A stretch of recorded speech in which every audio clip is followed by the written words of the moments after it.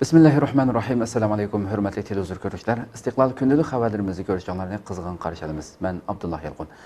Programmamizda vatanimiz Sharq Turkiston va dunyoda bo'layotgan kun tartibidagi xabarlarni huzuringizga sunishtirishimiz. Qanamsiz diqqatinglar ekranimizda bo'lsin. Jurnalistlarning nazarida Sharq Turkiston masalasi temasida muhokama yig'ini o'tkazildi. 3 mart İstanbul'un Küçükçekmece rayonunda jurnalistlarning nazarida Sharq Turkiston masalasi temasida muhokama yig'ini o'tkazildi. Muhokama yig'inini Sharq Turkiston tashkilotlar birligi tashkillagan bo'lib, yig'inga Küçükçekmece rayoni raisi Tamal Qaradengiz apandi ishtirok qildi, shundaqli so'z qildi. Sharq Turkiston masalasiga yaqindan ko'ngil bo'layotgan jurnalist va mutaxassislar taklif qilindi. Yig'inga İstanbulda yashayotgan Uyg'urlar va yerlik qarindoshlardan bo'lib 500 ga yaqin kishi qatnashdi. Sharq Turkiston Ma'rifat hamkorlik jamiyati raisi, qo'shimcha Sharq Turkiston tashkilotlar birligi raisi Hidoyatullo O'g'izxon ekilish nutqi so'zlab, Sharq Turkiston da'vosining ahamiyati, Sharq Turkiston masalasida nimalarni tunishtirishga diqqat qilish, Sharq Turkiston da'vosini Falastin masalasiga o'xshash xalqaralashtirish uchun nimalarni qilish kerakligi qatorliq muhim masalalarni o'ttirg'a qo'ydi. İlimde, araştırmada, teşkilatlanmada, toplumsal şuurda, toplumsal siyasi ahlakta hem bizim yaşadığımız bölgelerde toplumlarla iletişim kurma gücümüz, kabiliyetimiz ve oradaki imkanlardan yararlanma ve medya, gazetecileri nasıl Doğu Türkistan davasına sahiplenme yönelik gayret ve yapacağımız çabalarla inşallah biz bu davayı bu çaresizliklerle, bu imkansızlıklarla Allah'ın fazlıyla buraya kadar gelmişsek inşallah umudumuz odur ki en kısa zamanda daha güçlü bir şekilde Doğu Türkistan meselesini hem gerektiği menzile makama getireceğiz, hem inşallah Doğu Türkistan'dan zalim işgalciliğini kovarak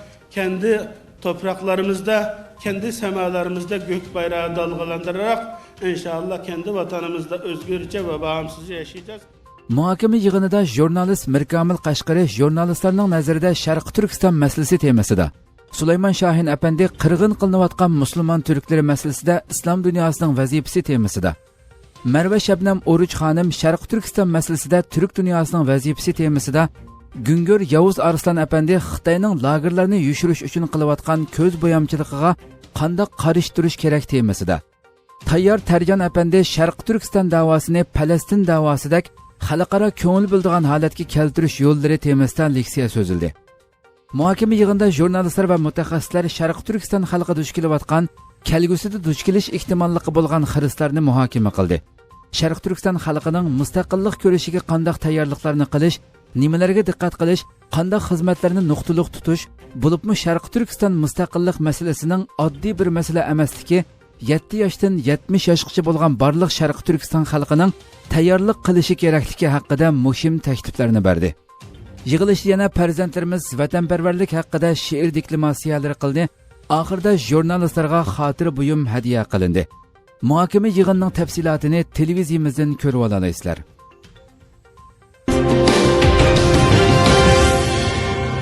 Indoneziyada Sharq Turkiston davomli tunishtirilmoqda. 17 fevral Sharq Turkiston yangi nasil harakati raisi Dr. Abdusalom Taklamakan Indoneziya yoshlar harakati tashkilotining taklifi bilan Indoneziya ziyoratini boshlagan edi.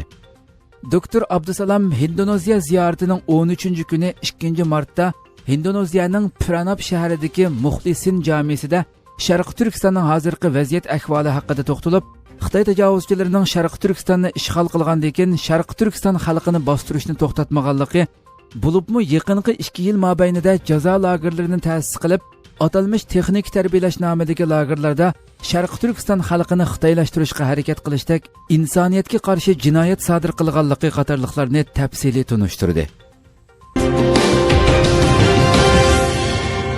Ahli sunnat olimlar ittifoqi Sharq Turkiston ulamolar birligini ziyorat qildi. Ahli sunnat olimlar ittifoqi bosh kotibi Shayx Muhammad Abdulkarim boshchiligidagi hay'atni Ulamolar birligi raisi Dr. Atavullah Shahyar boshchiligidagi Ulamolar birligi rahbarlik hay'ati a'zolari kutib oldi.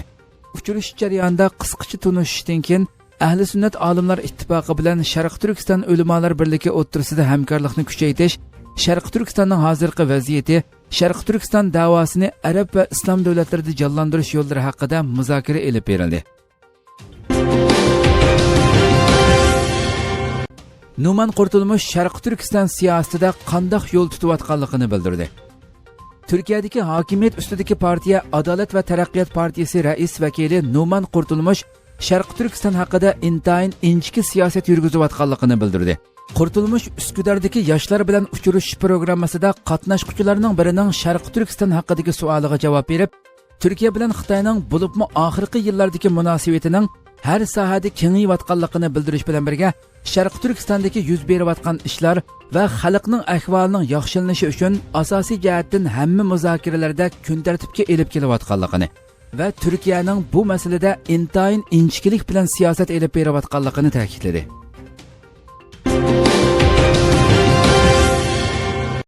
Kashmirdagi fuqarolar bexatar joyga yo'tkaldi. Pakiston bilan Hindiston o'rtasida jiddiychiliklarni keltirib chiqargan Kashmir kontrol liniyasi atrofidagi etishishlar sababidan xatar ostida qolgan fuqarolar bexatar joylarga o'rinlashtirildi.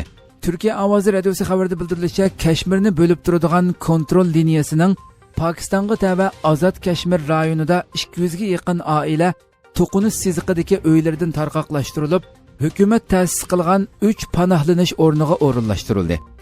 Pakiston hukumat mas'uli Muazzam Zafar havo bombardimonlari va to'p o'qlarining tahdidi ostida qolgan oilalarning 3 panohlanish binosiga to'planganligini, oilalarga yemak-ichmak va davolanish jihatdan yordam qilinganligini bildirdi. Hindiston bilan Pokiston o'rtasidagi jiddiychilik 14 fevral payshanba Kashmirning Hindistonga tava qismida qurolli soqchi qismiga qilingan va 44 kishi jindan ayrilgan bomba hujumi bilan boshlangan edi. Hindiston hukumati Pokistonni hujum voqeasini paydo qilgan terroristlarni qo'llash bilan ayblagan. Pokiston bo'lsa hujumni ayblagan, ammo Hindistonning ayblashini rad qilgan edi. Hindiston 2019 yil 26 fevral seshanba Kashmir kontrol liniyasining Pokiston tavalligidagi terrorlik nishonlarini havodan bombardimon qilganligini e'lon qildi. Pokiston bo'lsa havo tavalligiga xiloflik qilganligini sabab ko'rsatib, Hindistonning 2 aeroplanini etib tushirganligini bildirdi. Hindiston Pokistonning bir aeroplanini etib tushirganligini e'lon qildi. Biroq Pokiston hukumati buni to'g'rilamadi. Pokiston hukumati bilan armiyasi jiddiychilikning yuqori o'rlashini xohlamaydiganligini bildirdi. Hindiston bosh ministri Modi bo'lsa Pokistonni Hindistonni muqimsizlashtirishga urinish bilan aybladi. Turkiya, Yevropa Ittifoqi, Germaniya, Angliya, Xitoy va Rossiya taraflarni so'g'oqqan bo'lishga chaqirdi.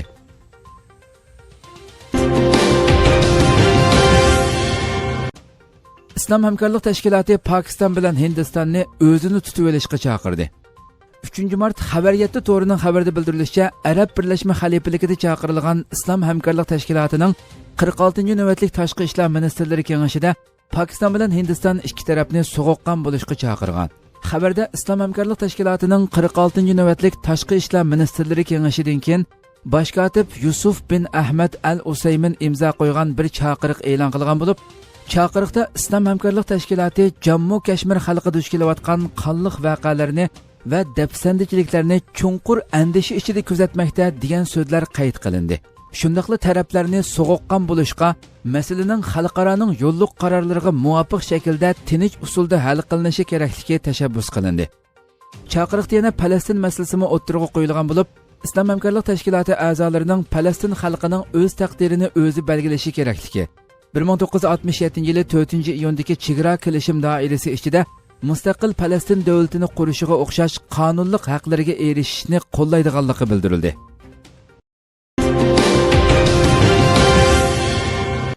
Ming Wanzhou Kanada hukumati ustidan arz qildi. Xitoy texnologiya shirkati Huawei'ning moliya ishlariga mas'ul direktori Ming Wanzhou Kanada ustidan sudga arz qildi. Turkiya ovozi radiosi xabarida bildirilishicha, Huawei'ning moliya ishlariga mas'ul direktori Ming Wanzhou 2018 yili dekabr oyida Vancouver xalqaro aerodromida tutilib, tekshirilgan va so'roq qilingan jarayonda asosiy qonundagi haq-huquqining og'ir dafsanda qilinganligini ilgari surib, Kanada chegara ishlari agentligi va Kanada podshohlik otliq soqchi idorasi, shuningdek Kanada federatsiya hukumati ustidan sudga arz sundi. Ming Wanzhouning advokatlarining British Columbia shtatlik oliy sudiga bergan ariznomasida Kanada chegara ishlari agentligi ma'murlarining Ming Wanjuni aerodromda uzun vaqt qonunsiz so'roqqa duchor qilganligi eskartilib, ma'murlarning federatsiya hukumatining xizmatchilari bo'lishi sababli Kanadaning aniq javobgar ekanligi alohida ta'kidlandi. Ariznamada Ming Wanjuning 3 soat tutib turilganligi, advokat bilan ko'rishishiga ruxsat qilinmaganligi, Kanada chegara ishlari agentligi mas'ullarining qonunda ruxsat qilinmagan turuqliq Ming Wanjuning 2 xususiy telefonini, tablet va kompyuterini maxsus bir ishxonaga akirib ketganligi, ularni ochganligi, saqlangan hujjatlarning rasmga tortilganligi va chamadonlarining xususiy mol-mulk taalluq huquqi dafsanda qilingan holda aqtirilganligi ilgari surildi. Ming Wanjuning ariznamasida yana Kanada chegara ishlari agentligi bilan Kanada podshohlik otliq soqchi idorasi ma'murlarining Kanadada haq-huquq va erkinliklar ahdnomasiga xilof holda isbot to'plash uchun oldin planlangan harakatni amalga oshirish tirishchanligini ko'rsatib berganligi qayd qilindi. Huawei'ning xo'jayini Ren Zhongfei'ning qizi va shirkatning moliya ishlariga mas'ul direktori Ming Wanju 2018-yili 1-dekabr Kanadaning Vancouver xalqaro aerodromidan Meksikaga uchirgan vaqtda tutilgan edi. 3 kun davom qilgan sudda 10 million Kanada dollari bilan kapolatga qo'yib berilgan edi.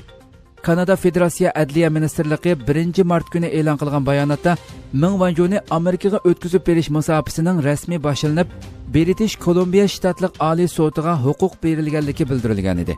British Columbia shtatlik oliy sud mahkamasi 6-mart chorshanba ochilgan sudda Ming Wanjuni o'tkazib berishga munosabatlik vaqt jadvalini belgilaydi. Hurmatli televizor ko'ruvchilar, shunday qilib bugungi xabarimiz mush yerda oxirlashdi. İnşallah ayetki haberimizni ko'rishgacha sizlarni Janobi Alloh topshiramiz. Shunday qilib program oxirida ekran orqasidagi barliq xizmatdoshlarimga ko'pdan ko'p rahmat aytaman. Assalomu alaykum va rahmatulloh.